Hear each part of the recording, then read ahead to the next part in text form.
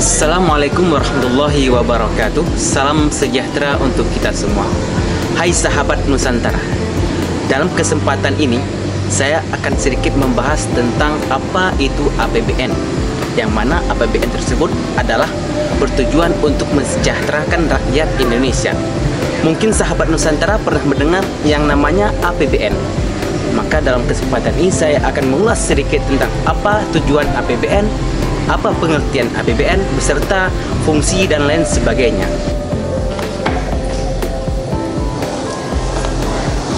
Sahabat Nusantara, sebelum kita melangkah lebih jauh tentang fungsi beserta penyusunan APBN tersebut, terlebih dahulu kita melihat kepanjangan dari APBN beserta siapa yang menyusun APBN tersebut. Jadi, siapa yang akan menyusun APBN tersebut?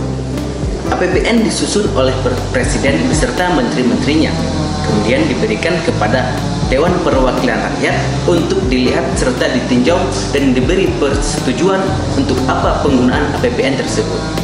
Jadi, apa tujuan daripada penyusunan APBN tersebut? Jadi, tujuan penyusunan APBN tersebut adalah sebagai pedoman pembelanjaan negara, supaya jelas dari mana pendapatan negara tersebut berasal, serta untuk apa penggunaan APBN tersebut.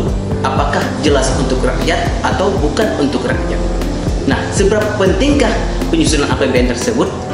Nah, ini adalah menjadi salah satu pertanggungjawaban pihak Presiden beserta Menteri untuk kepada rakyat, karena APBN adalah berguna serta berfungsi untuk kesejahteraan rakyat tersebut.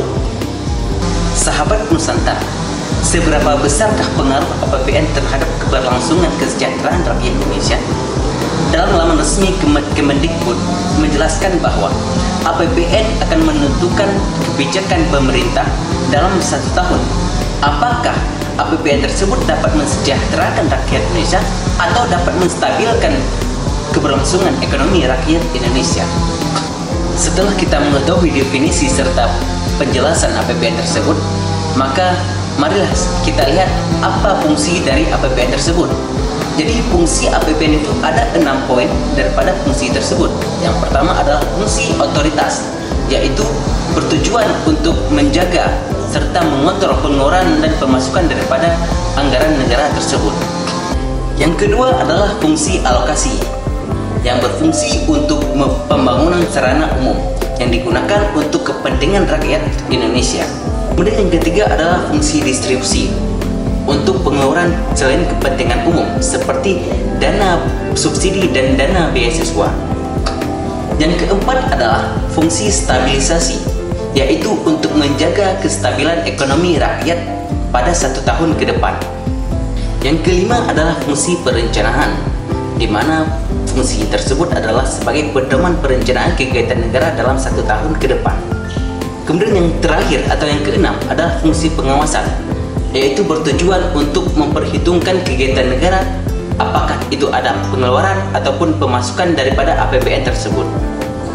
Sahabat Nusantara, dari keenam poin fungsi dari APBN tersebut, sahabat Nusantara pasti tahu dan paham seberapa besar pengaruh APBN tersebut dalam mensejahterakan rakyat Indonesia.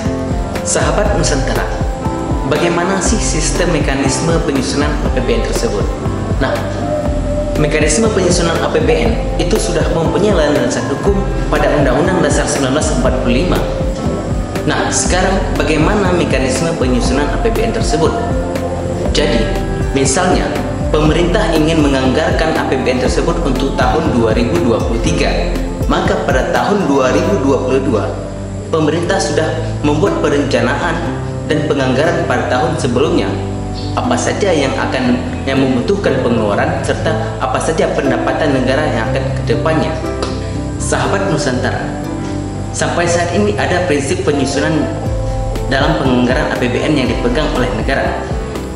Yang pertama adalah berdasarkan aspek pendapatan prinsip penyusunan APBN tersebut, yaitu menyelesaikan kerugian negara yang telah dijanjikan pada tahun sebelumnya.